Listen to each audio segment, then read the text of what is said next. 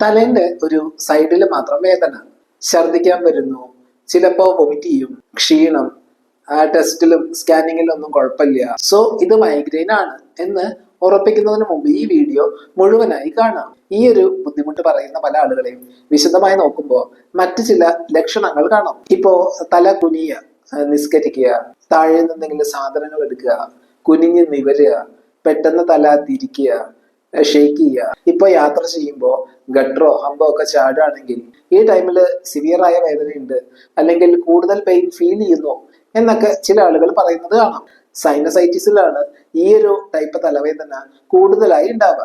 Usually തലേന്റെ രണ്ട് സൈഡിലായി sinus headache ഉണ്ടാവും. എന്നാൽ കുറച്ചു പേർക്ക് ഒരു സൈഡിലെ സൈനസ് മാത്രമാവും ഇൻഫെക്റ്റഡ് ആവുക. സോ ആ ഏരിയയിൽ മാത്രമാവും വേദന ഉണ്ടാവുക. മാത്രമല്ല കഫം കെട്ടി നിൽക്കുന്നത് കൊണ്ട് ഒരു ബാഡ് ടേസ്റ്റ്, സ്മെല്ലൊക്കെ അവർക്ക് ഫീൽ ചെയ്യാം. സോ അവര് ചിലപ്പോൾ വൊമിറ്റ് ചെയ്യാം, അല്ലെങ്കിൽ ആ ഒരു ടെൻഡൻസി ഉണ്ടാവാം. കൂടാതെ പല കേസിലും മ്യൂക്കസ് അധികം ഉണ്ടാവണമെന്നില്ല, അല്ലെങ്കിൽ ഡ്രൈ ആവാം.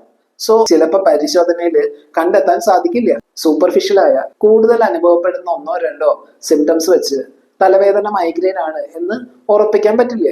ഈ രീതിയിൽ നിങ്ങൾക്ക് തലവേദന അനുഭവപ്പെടുന്നുണ്ടെങ്കിൽ അത് താഴെ കമന്റ് ചെയ്യുമല്ലോ. ബൈ.